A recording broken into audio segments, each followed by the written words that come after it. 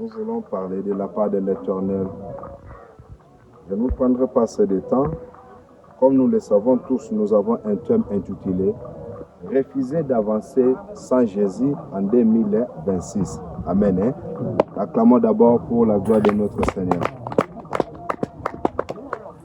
Ce thème a été tiré dans le livre de Exode chapitre 35, le verset 15. Nous lisons dans le nom du Seigneur. Moïse lui dit, « Si tu ne marches pas toi-même avec nous, ne nous fais point partir d'ici. » Que Dieu ajoute la bénédiction à sa parole. Dans le verset que nous venons de lire, c'est une conversation qui s'est passée entre des personnes. La personne de Moïse et celui qui est son créateur, qui est le Seigneur Jésus-Christ dans le Nouveau Testament, comme nous le parlons. Il est en train de dire à Dieu, si toi tu ne veux pas marcher avec nous, si toi tu refuses d'être avec nous, mais ne commets pas cette erreur de nous laisser aller seuls. Amen. Ça c'est un autre terme, c'est ce que ce verset veut dire. Ne nous laisse pas aller seuls. Refuser de marcher avec Jésus en 2026. Nous allons comprendre que, je prends d'abord 2026, je vais d'abord décortiquer le thème. Lorsqu'on parle de 2026, 2026 ce n'est pas un chiffre. Oh non, c'est 2026 qui se présente comme ça. Non, 2026 n'est pas un chiffre.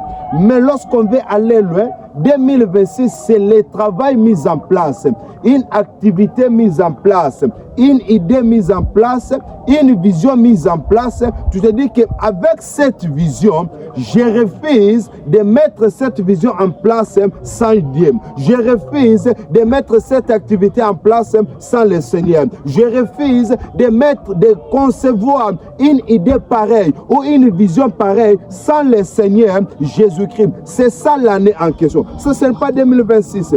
2025 aussi a été dédié à Dieu. Mais nous commettons des erreurs. Pourquoi? Parce que nous dédions l'année. L'année, c'est un chiffre. On ne peut pas dédier un chiffre à Dieu, mais on doit dédier une activité à Dieu. Moïse dit, ne nous laisse pas aller. C'était une décision mise en place de faire un déplacement. C'est une décision mise en place de mettre une activité. Une décision mise en place de concevoir quelque chose. Maintenant, tu te dis, je ne peux pas avancer sans le Seigneur. Je ne peux pas aller loin sans le Seigneur. Moïse a dit, non, si tu ne veux pas marcher avec nous, ne nous laisse pas aller seul.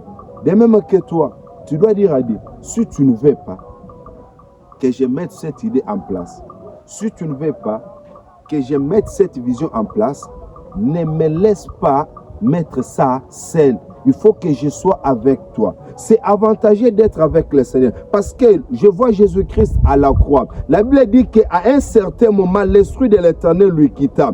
Et aussitôt, Jésus a commencé à pleurer. Père, Père, pourquoi m'as-tu abandonné? C'était avantageux d'être avec les pères. Mais aujourd'hui, nous avons les chrétiens qui sont dans la joie lorsque le Père n'est pas avec eux. Ils sont contents lorsque le Père n'est pas avec eux. Ils commettent le péché, ils sont à l'aise. Tu vois, on t'a intimité. N'a joué 3 points. Donc, Azalaki n'a idée, mais n'a ibilé.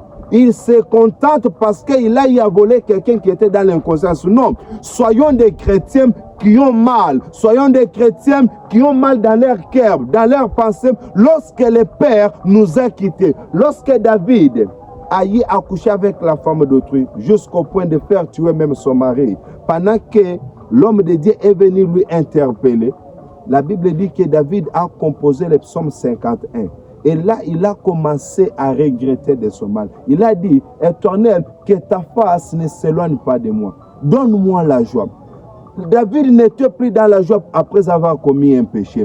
Soyons des chrétiens qui ne sont pas dans la joie lorsqu'ils marchent dans des bêtises, qui ne sont pas dans la joie lorsqu'ils voient un mal, qui ne sont pas dans la joie lorsqu'ils sont en train de contempler un mal quelconque. Mais aujourd'hui, nous avons des chrétiens qui sont en mesure de publier les vidéos des gens nus. Ils voient ça sur Facebook, ils like. Voilà le type de chrétiens que nous avons. Mais soyons des chrétiens. Lorsque tu vois quelqu'un tomber dans le mal, tu commences à regretter de toi-même. Mais pourquoi ils sont en train de périr? Pourquoi ils continuent à demeurer dans le mal tant que le Seigneur a déjà donné sa vie pour nous? Soyons déjà des chrétiens. Lorsque tu es ainsi, tu marcheras avec le Seigneur. Ne te contente pas d'avoir de l'argent. Ne te contente pas d'avoir les millions. Mais contente-toi d'avoir le Seigneur. En quoi cela va te servir de gagner le monde et perdre la vie éternelle? Tu as quitté ta maison. Tu es venu jusqu'ici à la montagne. Regarde comment tu passes dans de mauvaises conditions. Mais tu acceptes que les sacrifices mis en place, que ça soit en vain. Pourquoi? Parce que tu ne t'es pas accompagné par le Seigneur. Moïse, connaissant l'avantage de marcher avec le Seigneur, il a dit, n'accepte pas qu'on fasse même un pas sans toi. Mais aujourd'hui, qu'est-ce que nous, les chrétiens, nous sommes en train de faire devant un problème? Ah non, écoute, il y a des choses qui s'encouragent, que Dieu n'existe même pas, et si il existait, ceci ne pouvait pas arriver. Non, bien aimé, Dieu existe. Il faut désirer de marcher toujours avec lui. L'année, la Bible dit, Dieu dit que l'année, c'est l'activité mise en place, l'effort mis en place. Lorsque je vois dans la Bible, je vois Gédéon, il était en train de travailler, et pendant qu'il s'aimait, les Midianites étaient ailleurs. Mais au moment de récolter, c'était à ce moment-là que les Midianites s'est présenté. De même que toi, tu peux mettre en place une activité. Tu prends le temps de sacrifice. C'est ça l'année. Tu te dis, cette année, voilà les objectifs à atteindre. Tu commences à travailler là-dessus. Mais vers la fin, au moment où tu te dis, mais maintenant là, je suis au moment de récolter le bonheur. Je suis au moment de récolter ma joie. Mais c'est en ce moment-là que les Midianites apparaissent pour détruire. C'est en ce moment-là que les ennemis apparaissent pour ravir. C'est ça l'année qui a été mise en place. L'année n'est pas un chiffre. L'année, c'est l'activité. Qu'est-ce que tu faisais? Mais au moment d'avoir de bons résultats, c'est en ce moment-là que le diable apparaît pour détruire. Je vois encore Jacob. Jacob a travaillé pour Rachel. Mais au moment où il devait avoir Rachel, on lui avait donné les yams. C'est toi aussi avec moi. Nous travaillons. Nous mettons en place peut-être une idée. Tu mets en place les sacrifices pour finir l'année. Mais à la fin, tu n'as pas une bonne note. Tu reprends l'année. Voilà l'année en question que nous sommes venus de dire aujourd'hui. Lorsque je prends Joël, la Bible dit, Joël 2, 25, la Bible dit, je vous remplacerai les années qu'ont dévoré les souterrains, les Gélèques, les Asis et les Gazam. Ma grande armée que j'avais envoyée contre vous. Amen. Là, je suis en train de parler des remplacements. La Bible dit ici que je vous remplacerai les années qu'a dévoré les sauterelles. Les années dévorées par les sauterelles, comme je l'avais dit, l'année n'est pas un chiffre. Parce que quand on veut dévorer, on ne peut pas dévorer un chiffre. Parce que tu ne me diras pas Amen, mais la Bible me dira Amen. Qu'est-ce que la Bible me dit? Le diable est en train de rôder comme un lion cherchant qui dévorer. Et non cherchant quoi dévorer. Le diable est là pour chercher qui dévorer. Quand on parle de qui dévorer, c'est toi qui avais mis l'activité en place. Tu as investi ton temps, mais le diable s'est présenté pour dévorer. On dévore une personne. Maintenant, on parle de remplacement. Comme je le disais, l'année n'est pas un chiffre. Je vais vous présenter comment est-ce que Dieu a eu à remplacer les années passées.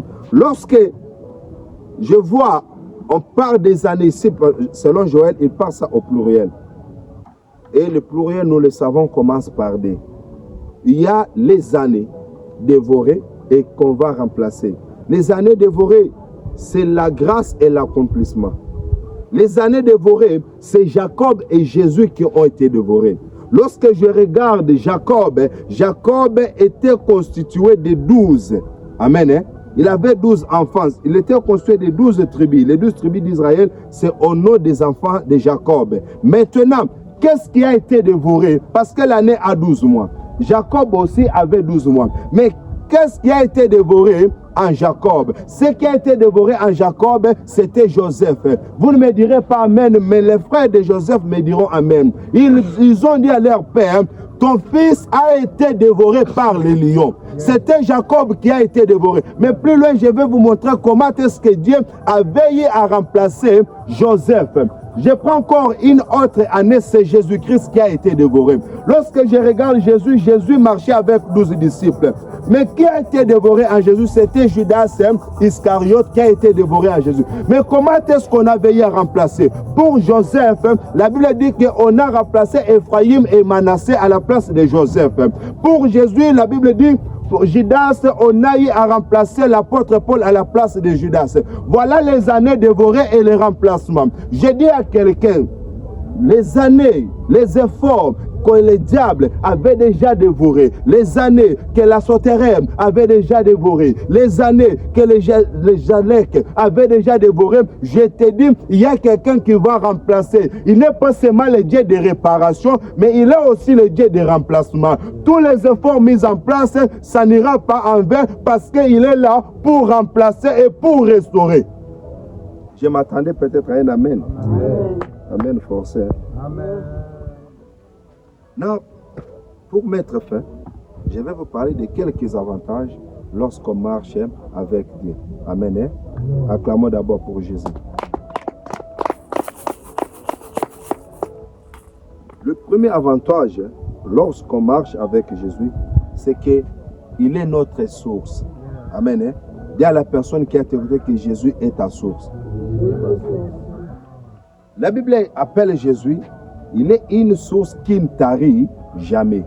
C'est avantageux de marcher avec Jésus comme source. Pourquoi?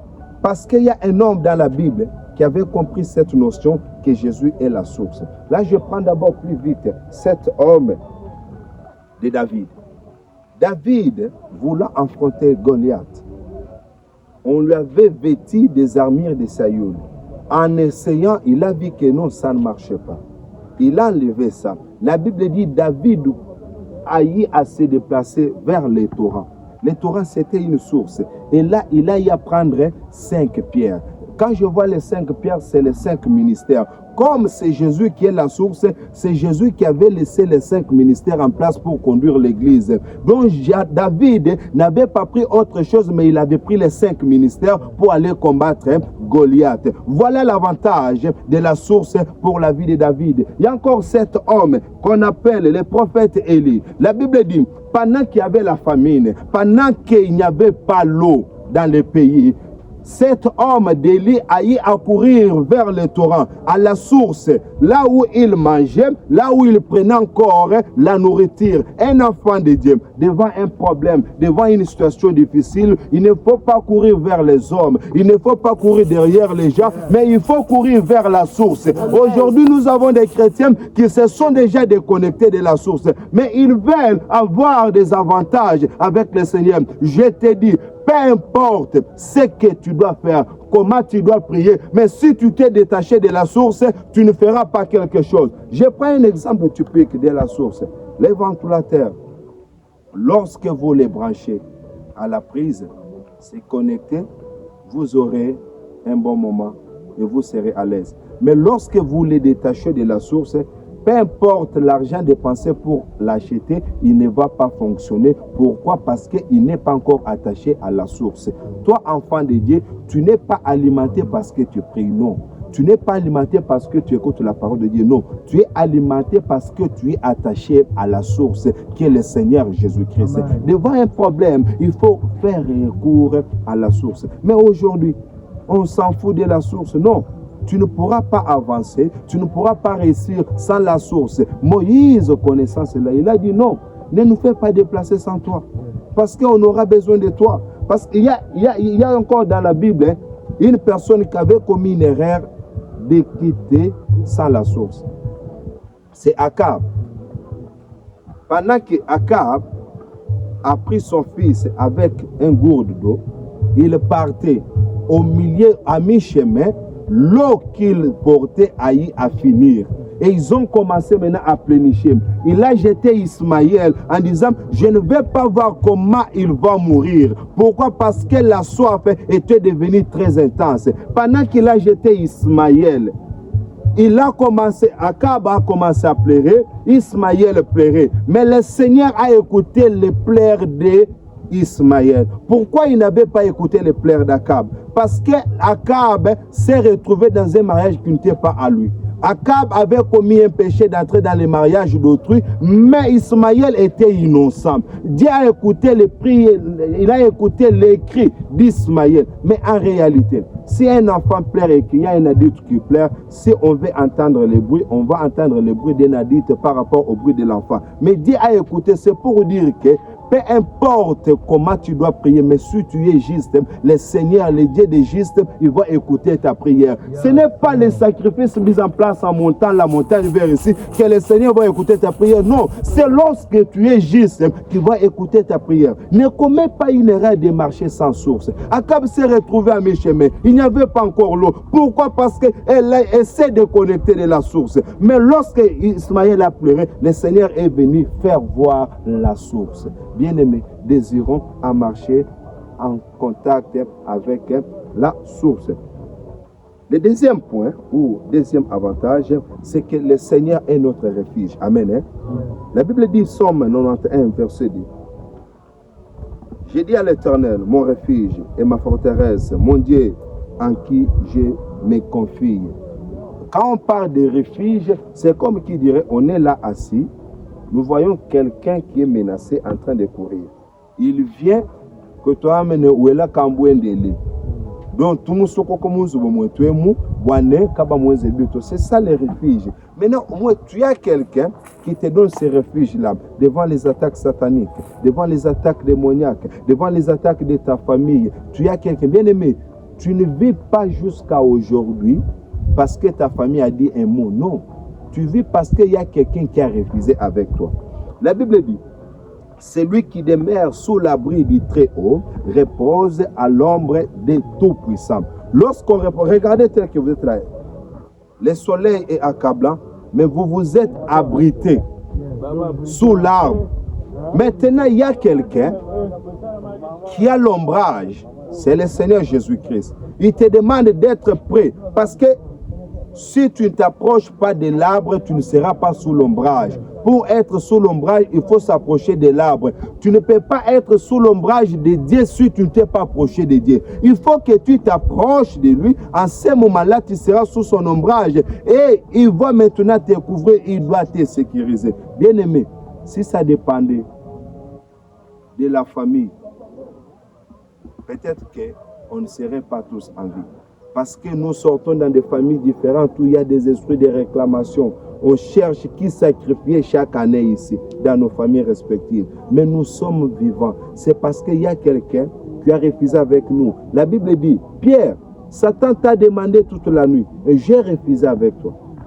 C'est Jésus qui avait refusé de ne pas livrer Pierre à Satan. Mais Satan a intercédé. Satan a demandé. De même que toi et moi, peut-être qu'on nous réclame du jour le jour. On nous demande du jour le jour. Mais il y a quelqu'un qui refuse avec nous. C'est le Seigneur Jésus-Christ. Mais il y a quelqu'un qui te défend. Et toi, tu veux te détacher de lui. Et tu veux faire la marche sans Dieu. Tu veux aller à l'université et réussir sans Dieu. Non. Marche avec Dieu, c'est tellement avantageux. Autre point, c'est qu'il couvre avec les plumes.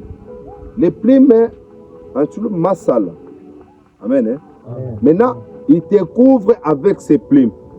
Tu es là, vous loka, ou c'est comme qui dirait en d'autres termes, bien vous parapluie.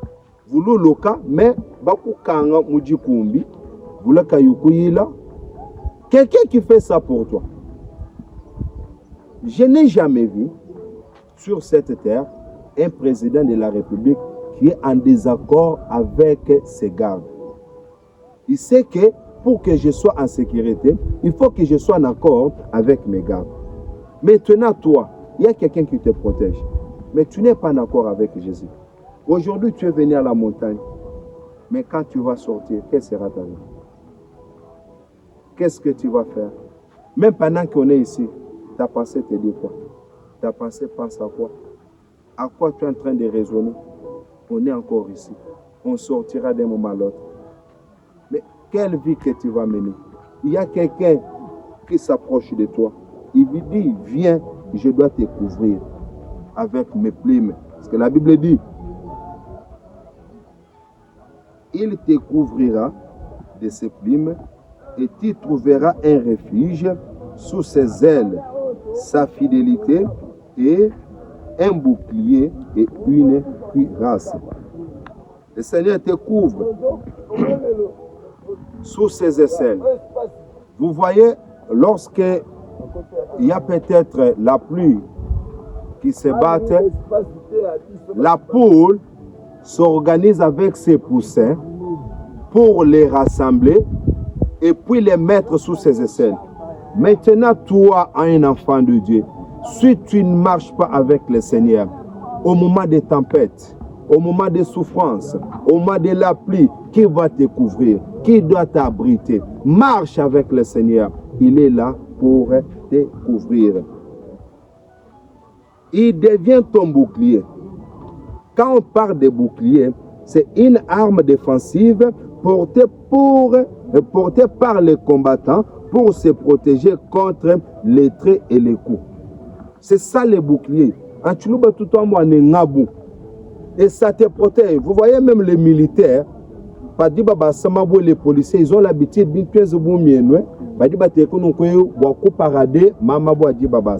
maintenant, il y a quelqu'un qui joue le rôle là pour toi. C'est le Seigneur Jésus-Christ. Ne marche pas sans Jésus. Ne marche pas sans Jésus. Bien-aimé, tu peux venir à cette montagne, tu retourneras comme tu étais. Pourquoi? Parce que tu n'es pas accompagné de l'Éternel. Ne pensez pas que l'Éternel voit comme nous nous voyons. Non, l'Éternel voit ce que nous ne voyons pas. Ce n'est pas parce que tu es venu, tu n'as pas mangé, que le Seigneur va exaucer ta prière. Non, le Seigneur voit les cœurs. Il a besoin d'un cœur.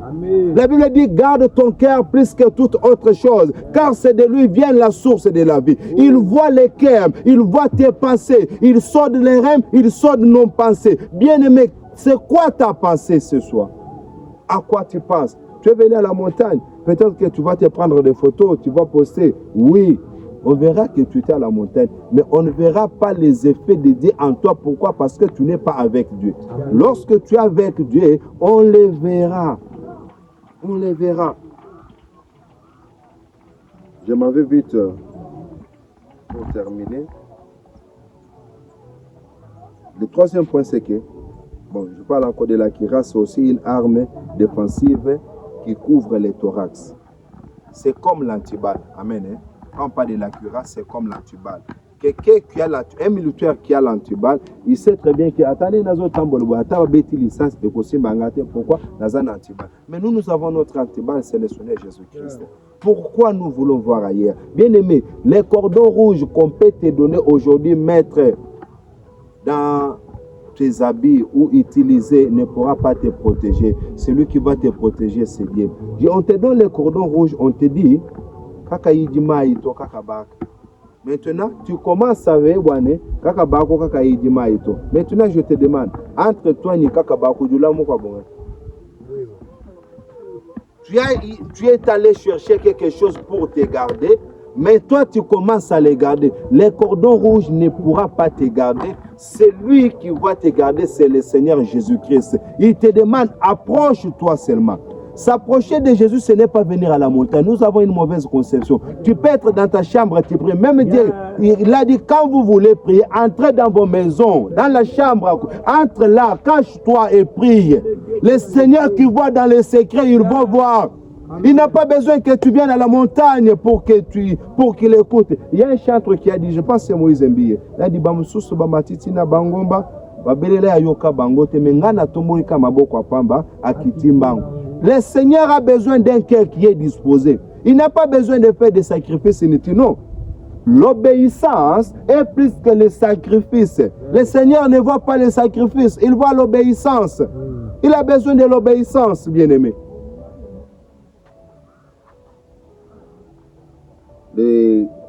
L'avant-dernier point, c'est que tu ne craindras plus. Les terreurs de la nuit ne te feront rien. Flèches ne te feront rien. La Bible dit, Somme 91:5, tu ne craindras ni les terreurs de la nuit, ni la flèche qui vole le jour. Voilà ce que le Seigneur est en train de nous dire. Lorsque tu es avec Jésus, peu importe ce qui pourra arriver le matin, peu importe ce qui va arriver à midi, peu importe ce qui va arriver le soir, même dans les ténèbres, tu ne craindras rien. Pourquoi? Parce que le Seigneur est avec toi. David dit, ta parole est comme une lampe à mes pieds. Même si je marche dans l'ombre de la mort, je ne crains rien. Bien-aimé, toi, si tu es dans la maison, et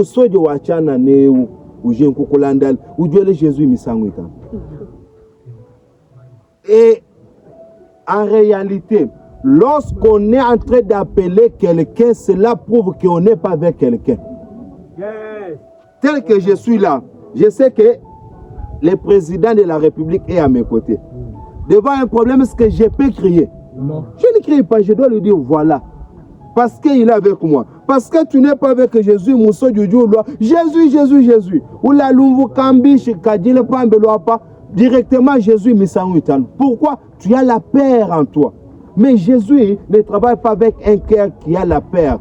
Jésus travaille avec un cœur qui est à l'aise. Parce qu'Israël, devant la mer Rouge, ils ont commencé à s'agiter. Non, les Égyptiens sont derrière nous en train de venir. Jésus a dit, dis aux Israélites de garder silence. Dieu n'agit pas avec un cœur qui est agité, mais avant d'agir, il demande à ce cœur-là de se calmer. Il n'agit pas pour que le cœur se calme, mais il demande au cœur de se calmer avant d'agir. Bien aimé, il ne faut pas s'agiter devant une situation. La Bible dit, ne vous inquiétez de rien, mais en toutes choses, faites savoir vos désirs à l'Éternel par des prières, des supplications et des actions de grâce. Tu dois savoir à garder ton cœur devant un problème. Il ne faut pas s'agiter. Lorsque tu t'agites, tu es en train de prononcer la négativité en toi dans l'autre forme. Il faut être à l'aise. Et le point final, c'est que tes ennemis tomberont. Les ennemis qui tomberont, on a dit que les années dévorées par la sauterelle et les autres là, ce sont là les ennemis qui vont tomber. La Bible dit, en Psaume 91, le verset 7, que 1000 tombent à ton côté et 10 000 à ta droite, tu ne seras pas atteint. Lorsque tu marches avec Jésus, les ennemis s'élèveront, les combats viendront. Mais lorsque tu es avec Jésus, ils tomberont. Mais si tu n'es pas accompagné de Jésus, personne ne va tomber. Même un sorcier stagiaire va se jouer de toi. Pourquoi? Parce que tu n'es pas avec Jésus. Moi, un stagiaire sorcier, il se joue de toi. Pourquoi? Parce que tu n'es pas avec Jésus. Marche avec Jésus, 10 000 tomberont et 1000 tomberont aussi. Tu ne seras pas atteint, peu importe. Mais nous voulons les miracles de Dieu, mais nous ne voulons pas Dieu. Nous voulons les effets de Dieu, mais nous ne voulons pas Dieu. Non. Cherchons, désirons à marcher avec le Seigneur. Si tu marches avec Jésus, il fera des exploits, il fera des grandes choses dans ta vie et tu verras que le Seigneur est avec toi. Maintenant, il y a un problème qui s'était passé, que Dieu condamné, dans les versets là, il demandait aux Israélites d'enlever les ornements sur eux. Voilà les péchés que Israël avait, qui a poussé à Moïse de dire à Dieu, n'accepte pas que nous marchions sans toi. Quand on parle des ornements, c'est ça ce qu'on appelle les ornements. Ma bicanoire, ce sont les ornements. Ma chaînette, ma billet, ma mascara. Et d'abord, amen, acclamons pour Jésus. Même pour acclamer pour Jésus et comme il passe. Regardez ce que les filles font. J'ai fini par ça. Vous prenez les mascaras. Amen. Vous vous frottez. Mais vous savez ce que mascara veut dire? Il y a des mots là. Il y a masque. Il y a aussi rat. Nous avons beaucoup. Mais vous avez un mascara. Vous êtes là. Vous êtes Mais musu buju china mpuku. Puku china, mais où tu as masque et nous sommes pas, où est le couching fois? Non! Un enfant, tu ne peux pas être comme ça. Tu ne peux pas être comme ça. Évitez des ornements sur vous, vous enfants de Dieu. C'est toi qui parles. Dans les temps, pour savoir que tel est esclave, on mettait l'anneau sur lui. Et quand on voyait l'anneau, on dit non, lui est esclave. Maintenant, toi, enfant de Dieu qui porte l'anneau, Christ avait déjà délivré de l'emprise démoniaque. Tu continues à porter l'anneau, tu es encore esclave. Et tu dis à Dieu, Dieu agit. Non, lorsqu'on est dans l'esclavagisme, Dieu n'agit pas. Amen, hein? Amen. Tu ne me diras pas Amen, parce que Myriam, les Israélites, ils étaient dans l'esclavagisme en Égypte. Pendant qu'ils étaient là, ils travaillaient pour les Égyptiens. Mais c'est à la sortie, après avoir traversé la mer Rouge, qu'ils ont commencé à louer. C'est pour te dire qu'un esclave a les interdits. Israël n'avait pas loué le Seigneur pendant qu'ils étaient en Égypte. Mais c'est en sortant qu'ils ont y à louer. Là, je comprends que la louange vient après le bonheur. La louange vient après la grâce de l'Éternel. La louange vient après la bénédiction de l'Éternel. Mais toi qui continues à être esclave, hein, tu ne jouiras pas du bonheur de l'Éternel. Parce que la Bible dit, lorsqu'un héritier est encore enfant, il est comparable à un esclave. Amen. Hein? Voilà au moins ce que je pouvais vous dire pour aujourd'hui. Que mon Dieu vous bénisse. Amen.